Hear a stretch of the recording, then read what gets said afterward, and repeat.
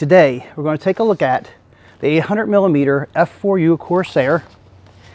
It's a good look at what she looks like. Very nice looking aircraft. We're going to do the unboxing, the assembly, and then a flight review. So stay tuned.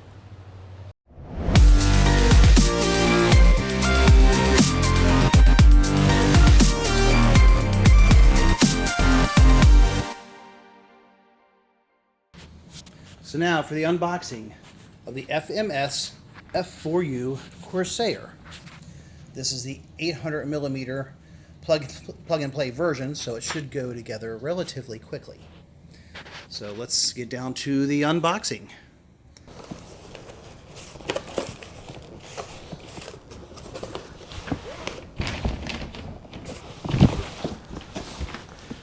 Moving my whole bench around here.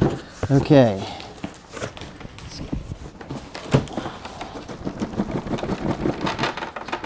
Say double box everything. Come on, come on, come on. Here we go.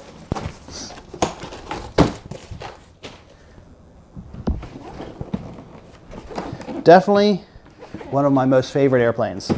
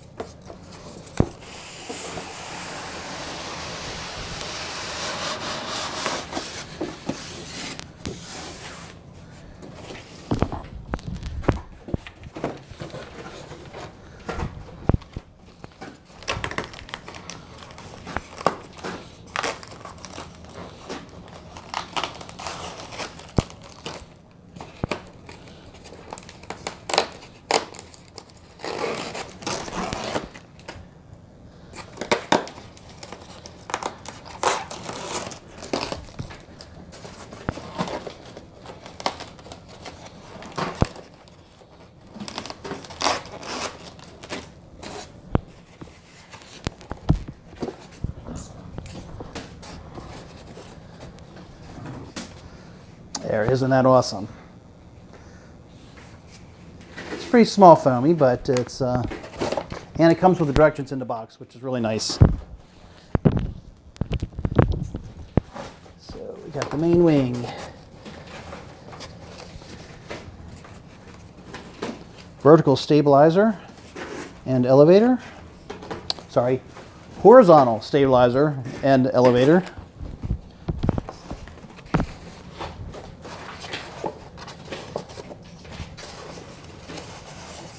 Don't forget our bombs. Actually, no, these are not bombs. These are drop tanks for extra fuel. These are not bombs.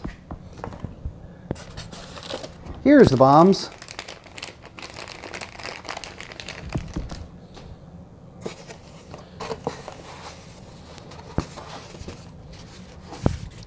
Here's the main fuselage. Engine already installed at the proper angle. It's got a little slightly to the left and down oriented motor to compensate for the counteract the thrust of the motor. Otherwise, it's going to want to do this when the motor is spinning that way. Okay, so we got the fuselage.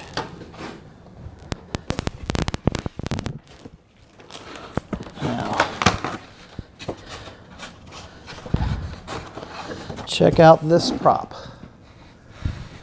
Isn't that awesome? This is a nice looking airplane.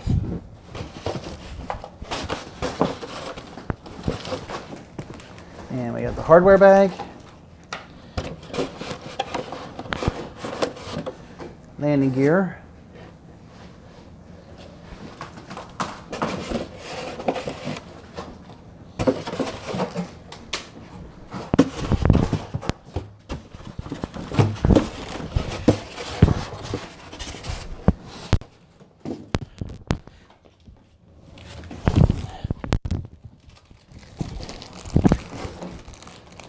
And they gave us a Type-C USB cable.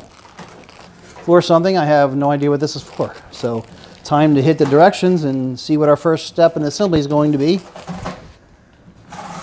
Okay, so for the first step, what we're going to do is we're going to attach the control horns for the elevators. And to do this, you need to find there's two different bags of parts. So one bag has 2 horns in it and some connecting rods. Those are for the wings, so set those aside. One of them has 3 sets of horns, and these are going to be for the elevators and the rudder. So I'm going to open this bag and use this hardware to connect these horns. And the way it's going to work is like this. These 2 control linkages are going to be actuating the control horn. So this is going to sit right in here like so. And this is going to sit under here. And the control horns are going to sit like this so that they can be attached to the linkages. And linkages will connect like this. So both control horns need to go on facing this direction. So I got one there, and I put the second one here.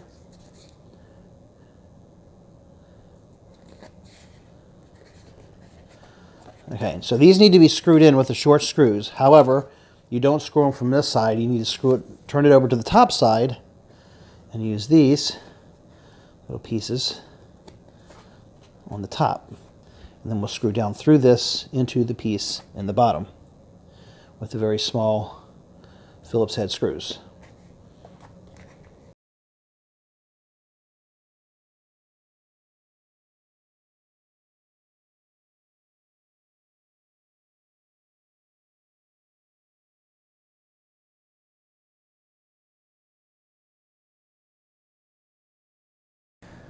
So also, when inserting these screws, there are 2 different sizes of the screws. So you want to use the longer ones in the 2 positions where the elevators are thicker, and the 2 shorter ones where they're thinner. And then the rudder is going to be just using the longer ones. So the next thing we're going to do is install the control horn for the rudder. And that's going to plug in to the rudder right here.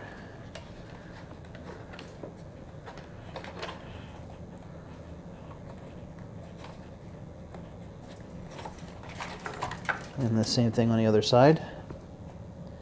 So again, only 2 holes are tapped, and both of these screws are going to be the longer screws.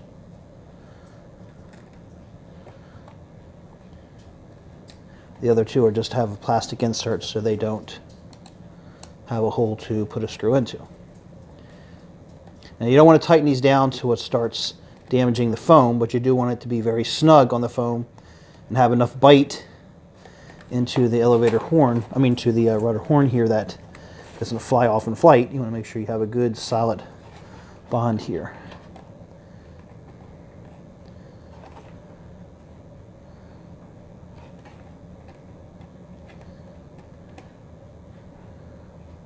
So I've got it where it's pretty good and snug.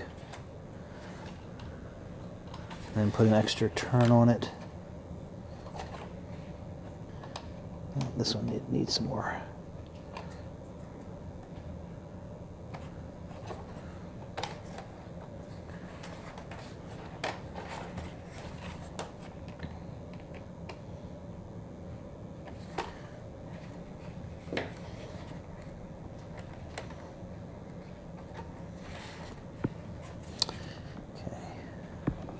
So we don't want to connect the elevator or the rudder control horns to the linkages until after we have powered the system and have centered the servos, so that we can make sure that we have these adjusted just right so that everything stays centered when we hook those up. So before you do that, we're going to go ahead and move on to the wing servos, so the wing servo control horns. So now we're going to install the control horns for the ailerons on the left and right side of the wings. So open our pack of hardware here. And again, only two of these have holes. So I'll put this horn in here.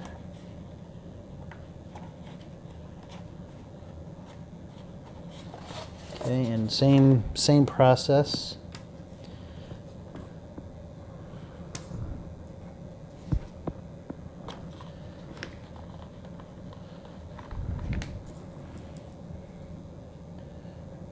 So again, we have two different size screws, and you want to use the longer ones where the aileron is thicker and the shorter ones where it's thinner.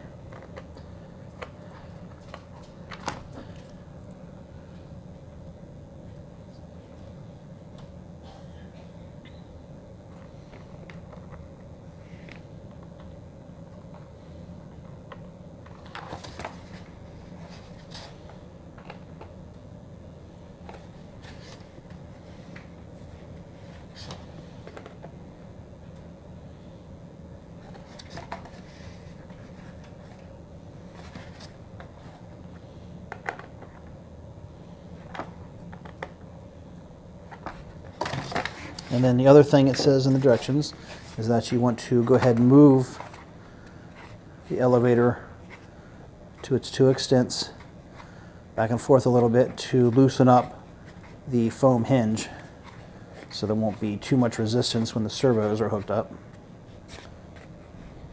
And we're going to repeat this same process on the other side. So now that I have both control horns installed on the ailerons, it's time to attach the wing to the fuselage. Now, to do this, we first need to connect the two servo wires. And the two servo wires are coming off the same channel on the controller, which is the aileron channel, and a Y connection. So basically, both of these are going to control exactly the same way. One is not reversed from the other. So it really doesn't matter which servo is plugged into which. You can switch them. It's the same either way. The reason they both move the same way correctly with the controller is because you have a right side servo and a left side servo, and they are going to move in opposite directions, which is exactly what you want. So you can't go wrong plugging these in. There is no left, there is no right. Just make sure that the colors line up: brown with brown, yellow with yellow, red with red. Sometimes it's orange for the yellow. Just make sure they all line up correctly, like so. So again, you can't really go wrong as long as you make sure that the colors and the wires are lining up properly. In some aircraft, you'll see orange down here and yellow up here. Red in the center for power. The brown or black at the bottom is the ground wire, and then the control is the top wire, where you actually get the pulse width modulated signal to control the servos. So next, what we want to do is we have a notch in the forward side of the fuselage, and we want to plug this wing into that notch. But we need to make sure we pull the wires through first from the top to make sure that they don't bind in the wing as we put the wing on. So just bring those up a little bit, slide the wing in. Okay, that's all there is to putting the wing on. And then we just need to put the two mounting screws, which are these two longer screws.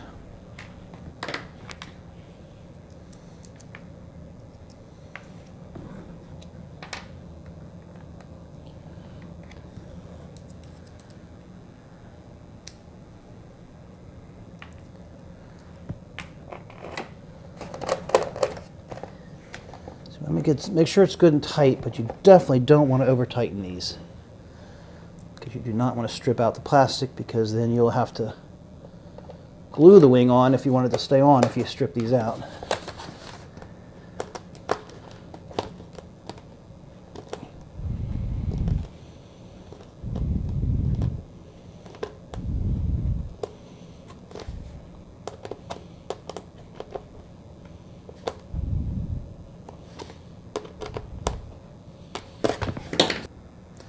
So now we want to take the horizontal stabilizer and elevator assembly, and we want to slide this into the fuselage.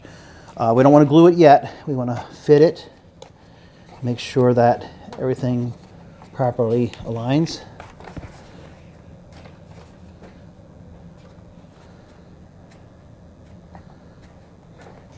Kind of get a good view of how this is going to sit in there. So what I'm going to do now is I'm going to use foam tack to glue this down. I like using the foam tack because it dries fairly quickly, but still gives you a little time to work with it. And it's safe for foam. And you could potentially use CA, but I'm afraid because some CAs will actually melt this material. So I'm just going to use the foam tack. You could optionally you could use some epoxy, some 5-minute epoxy or 30-minute epoxy. But I'm just going to use the foam tack because it's strong, a little bit flexible, and will not melt the foam surfaces.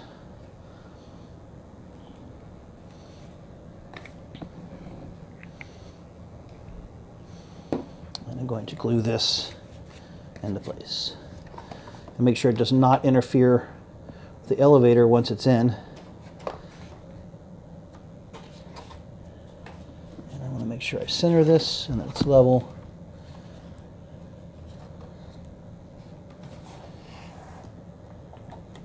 And I'm just going to hold that in place for a couple of minutes, and it should tack up enough that I can let it dry on its own after that. So the horizontal stabilizer is now dry, the glue is dry. So we are going to put on the landing gear next. I like this landing gear for this small plane because it's removable. And sometimes with a small plane like this, you don't really want to land it on a grass runway and potentially flip it over. So you can easily remove the landing gear and just fly it without the landing gear. Just got to be careful to shut the prop down and land it in a grassy area where you don't break the prop if you fly it that way. But basically the landing gear is going to come in from the other direction, so don't get a shadow here. So you come in through the little slot here, just push it over like this, fold it forward, and lock it down. So this landing gear is fixed, it's not retractable. It's another reason you might want to fly without the landing gear, but fortunately it's really easy to put on and take off. Which also means if you break it off, if you break the landing gear, you can replace it fairly easily, provided you don't tear up the plastic slots here that hold the landing gear.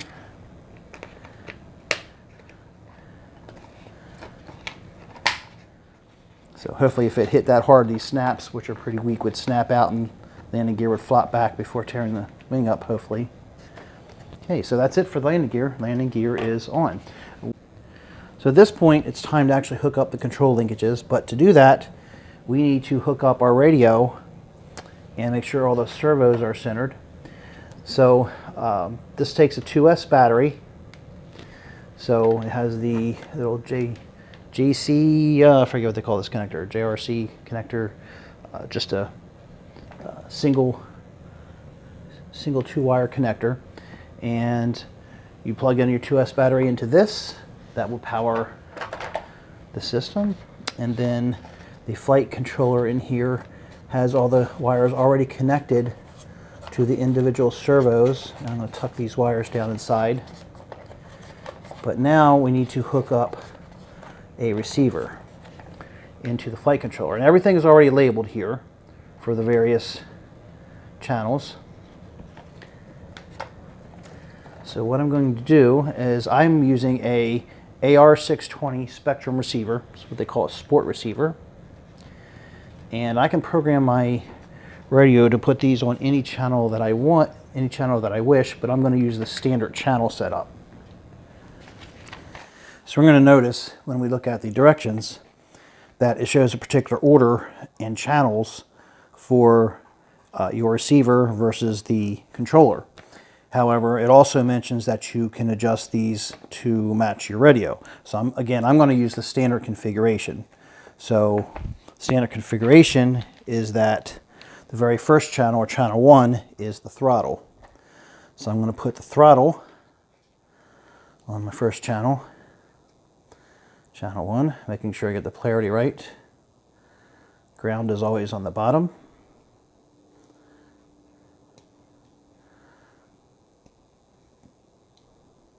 And it's funny that these receivers don't even have a marking that shows that, but we just know by default that ground is always on the bottom, which is also the same for the what's coming out of our controller. So the yellow or orange wire is always the one on top. So throttles first, then aileron and control. It's nice that they do label all these for us. And aileron control. And after that we have elevator.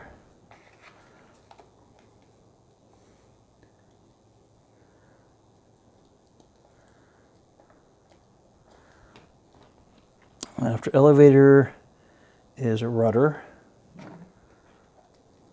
And I have a 6-channel radio. They say you could use a 4-channel radio, but then you have to use a plug to change your flight mode through the flight controller on the aircraft.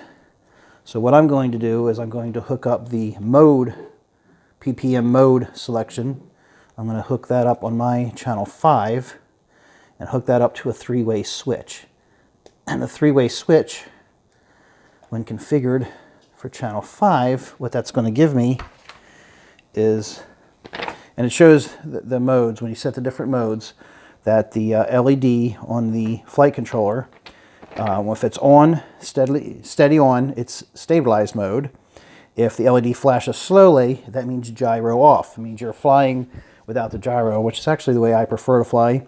Or if it flashes rapidly, that means you are in optimized mode. So I can test this out on the ground before ever getting in the air to make sure that my mode switch that I've set to channel 5 from my radio will properly control the modes on the gyro. I usually don't fly with a gyro in a plane, so I'm guessing I will fly with it off, but we'll see. I'll try it once I get the switch set up and go to do the test flight, then we'll see how it goes. All right, so first thing I've done is I've set the throttle switch full up. Make sure you do this without the prop installed. Currently I do not have the prop installed. So I'm going to bind with the throttle full up because I want to program the ESC to get full range. So the ESC will function. So let me power the plane. Press the bind. All right, so it should be binding. You can tell because of the flashing light on the receiver. Hit the bind on my radio. Bind mode, yes. And bind. Binding. DSMX 22 milliseconds. Telemetry. Bind complete. Okay, I heard some beeps, so I'm going to go throttle full down. Now that we're bound, I'm going to unplug the battery. Then plug the battery back in. Okay, we are connected, you can see from the receiver. And I have a very fast flashing light on the controller. Okay, it's going through and toggling all the control surfaces. Now it's flashing very slowly. So very slowly tells us that gyro is off. Now I have configured my switch for gear, which is the 5th channel, to be the switch for the gyro. So I want to see if the gyro, the flashing light, I don't know if it's possible to see that. Yeah, I can see it. And let's toggle this to, so that's in center position, so that's correct. Center position would be gyro off. Now let's go stabilize mode, which should be steady. And there we go, stabilize mode. Back to no gyro.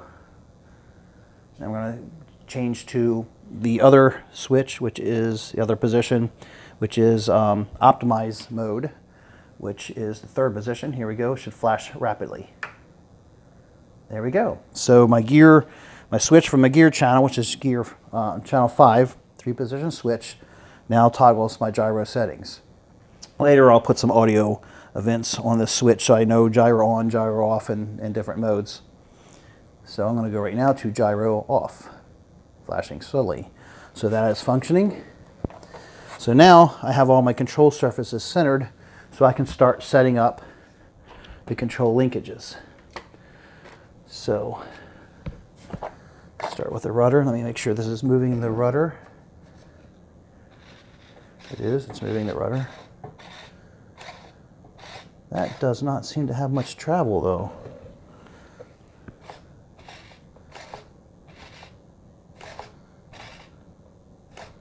That really doesn't have much travel. So I'm going to see if I can adjust the travel before I hook up the rudder. Okay, I've got my servo extended as far as it goes in each direction for the rudder.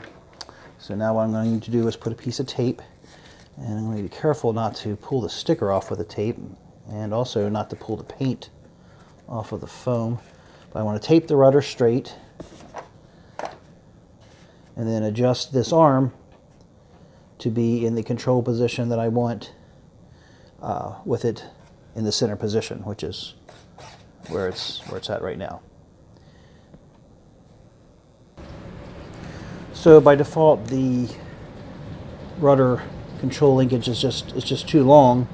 So what I've ended up having to do, and also the wheel underneath that turns with the rudder was not centered. So what I had to do is loosen this screw, and now I'm going to adjust the linkages and retighten that screw. So I'm going to go ahead and move this rod forward, and I want the most control. I'm going to put it on the inside hole here, because the inside hole, this is going to provide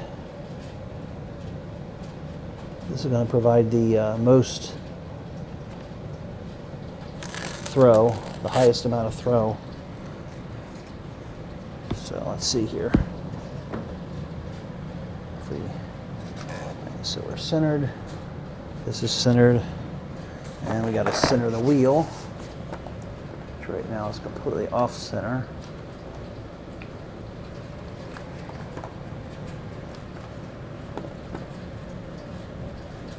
So keep that wheel centered. Rudder centered.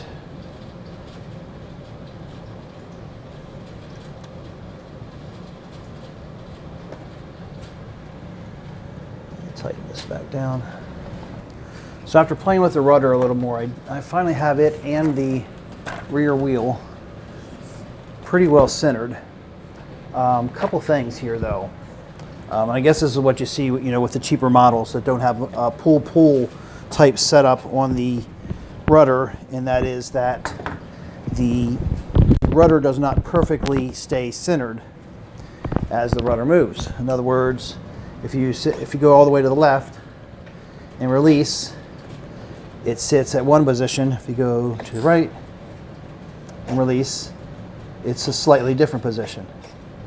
Not always exactly the same. And what happens is the metal push rod that comes down to the control horn will flex.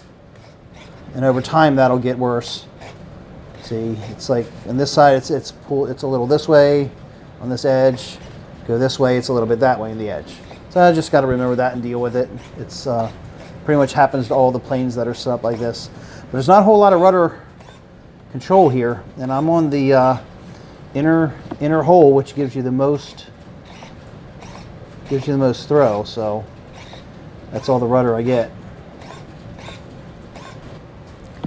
Okay, so looking at the elevator control linkages with the same issue, I think need to move a little bit of the linkage forward and then adjust them. So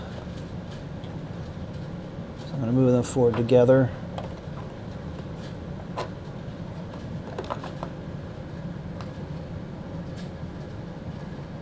The other thing is if we screw the linkages in the back in too far, well, it's all relative, I guess. When you go to set the CG on the aircraft, you don't want a whole lot of weight on the tail, because any weight you add to the tail is going to have a really bad effect on the overall CG of the aircraft, to where you could even get to where you'd have to add weight. So I want to move the weight forward closer to the CG by moving the linkages forward and retightening them. Then I'm going to adjust these to line up perfectly with the hole closest to the horizontal stabilizer, and also I'm going to tape the two elevators straight so that they are even with the horizontal stabilizer as I'm setting this up.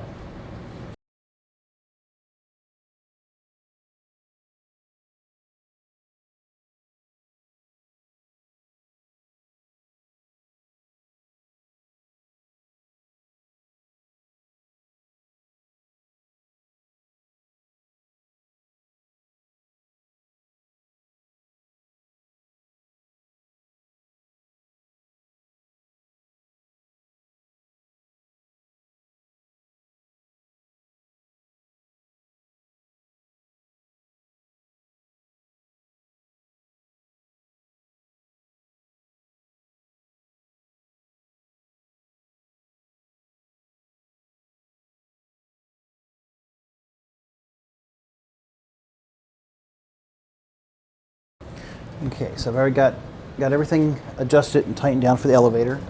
So elevator is working well now. Still not a whole lot of throw with this elevator, so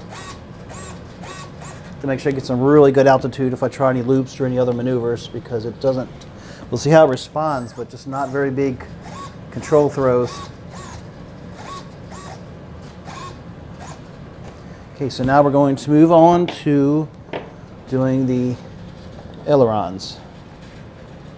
Again, we're going to want to center these. So the servos are already centered, and we're going to want to center. Let's take a look at the, so they look pretty centered. So go ahead and put some tape on here to keep the aileron centered. And then the little provided control linkage.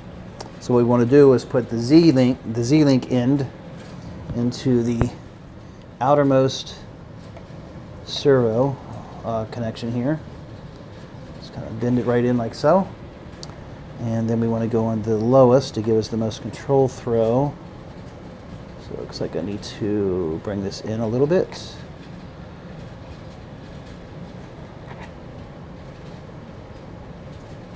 Let's see how that does.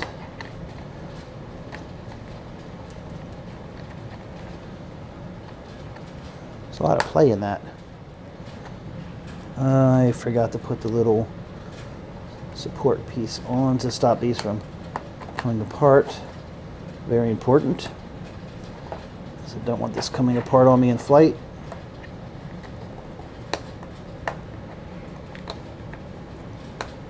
Okay.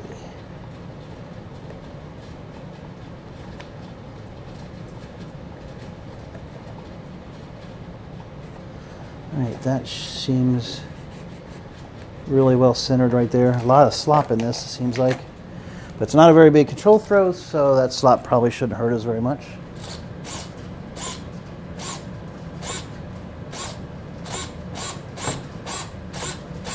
Okay, so this aileron is done. Let's move over to this side and basically repeat the process. Now let's make sure they're going the right direction here. So if we want to bank left, no, we are reversed. So right now if I bank left, I'm going to go right, and vice versa. Now how about up elevator? Nope, elevator is reversed also. Elevator, so up elevator is making us go down, and down elevator is making us go up. So I need to reverse the elevator and the ailerons. Now what about the rudder? Rudder is correct. So there's left rudder, right rudder, left rudder, right rudder. So the rudder is good. So I need to swap the other channels for the elevator and for the ailerons. So I'm going to go ahead and do that, and then we will move on to the next step. We're almost finished. All right, so now we're going to attach the propeller. So notice there's a notch in this that fits the little section over the motor. So this piece goes on first, then our prop, yellow on the outside. Otherwise it's, you don't get the decoration, and you're don't have the right angle for the propeller. So make sure yellow is on the outside. Then put the second piece over the rudder like so. Over the propeller like so, and then we tighten this piece down. It would be a good idea to put a little bit of either a tiny drop of CA in here or use some of the Loctite on this to lock this in place. Make sure it's not permanent Loctite. Usually it's the blue, I think, is the non-permanent that you'd want to use. And you just tighten this down. This does not have to be super tight. You want it snug, but it doesn't have to be super tight because you don't want to break the bolt inside the plastic, because the propeller is held into place to spin because of the notch on the other end of this. So all the front needs, this piece here needs to do is tighten down just enough to keep this snug and tight, because this is not what's holding the propeller in place when it's spinning. It's the other end. This is just holding everything on. Okay, so that is our propeller installation. So all we have left now to do is to put on all the little ornaments, the drop tanks, the little bomb clusters, and then this model is ready to fly. So the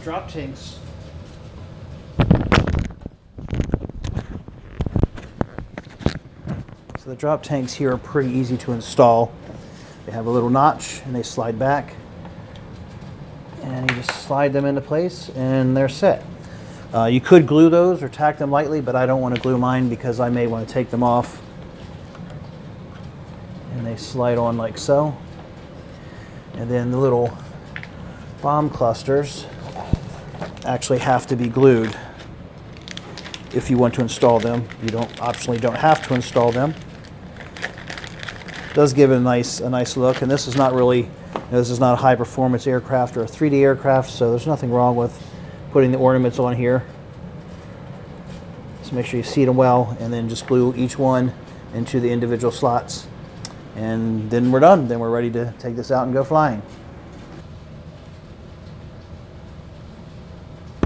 So again, I'm going to use foam tack to glue the little foamy bombs into place.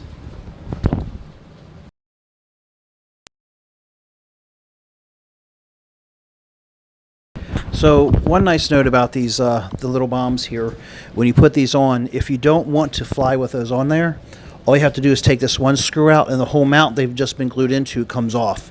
So you can remove all the bombs. So just if you don't glue these and unscrew these two pieces, you can just take the two bomb sets off and fly it without the bombs. A lot of people say they get better performance when they're not on there, so we'll see when we take it to the airfield.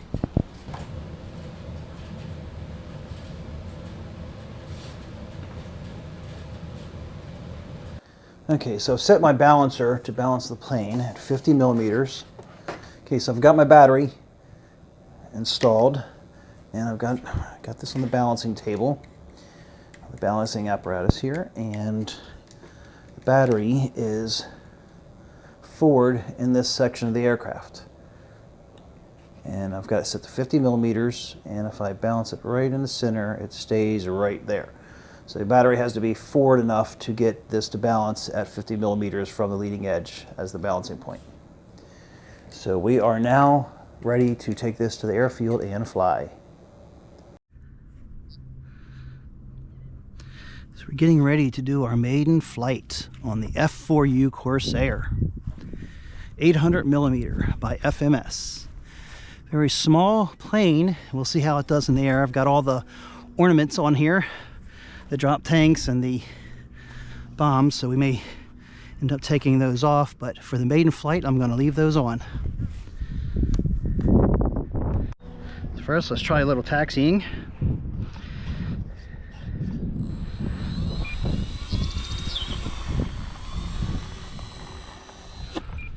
Yeah, that didn't go too good. Got a good bit of wind out here today. We're doing a little trimming of the grass there. Okay, so this is going to be try 2.0 here. I've removed the little weapons areas, weapons off the bottom of the wing, removed the two drop tanks, removed the landing gear. So it should be much lighter, and we'll try to do a hand launch and just land on the belly and see how this thing flies. Now we always have wind here, we never not have wind here, so it's going to be another windy flight. So I expect it's going to be a little fun to fly, but the first thing I need to see is, can I even get this thing into the air? So I'm going going to do a full throttle hand thrown takeoff.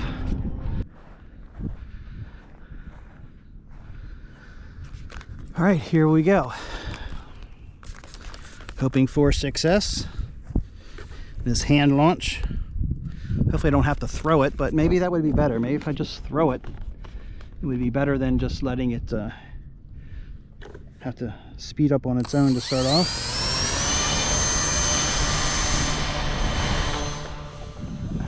There we go. So we are airborne. And it is a bit nose heavy.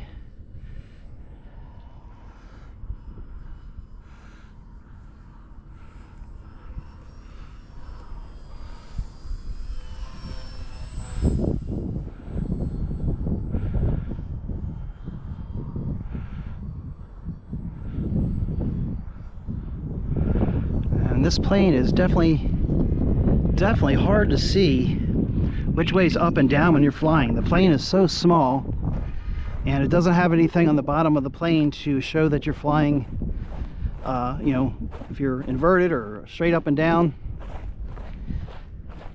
Definitely nose heavy, so I'm going to relocate the battery because that would be a lot of trim. So here I have a small scale version of an F4U Corsair, and there's a problem.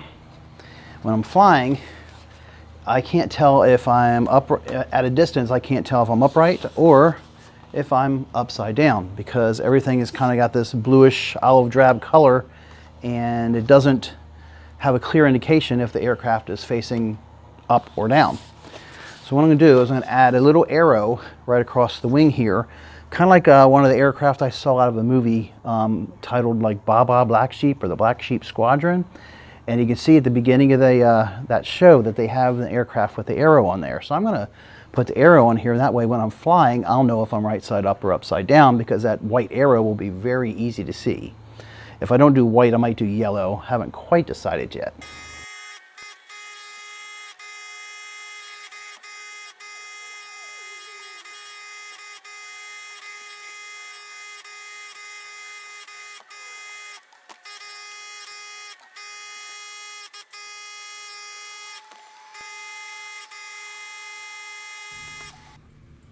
So that looks pretty good.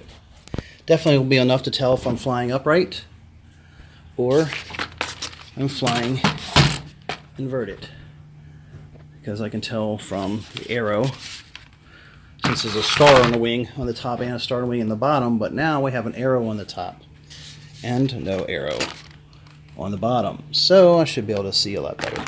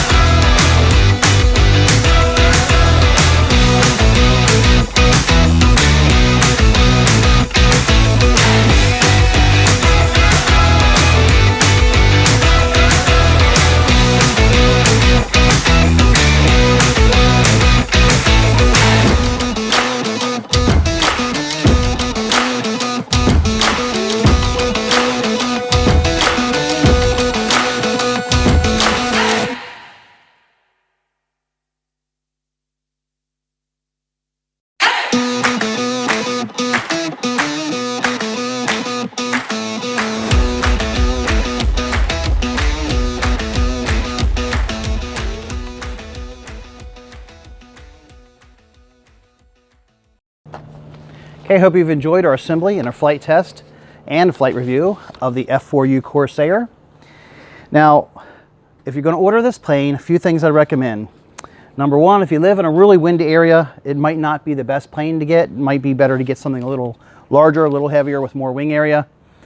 The next thing is, if you get this plane, you're gonna need to taxi and land on something that's really smooth, like asphalt or some other type of runway or an RC runway at your favorite club, because these little wheels, they just catch in the grass and it's just gonna flip the plane.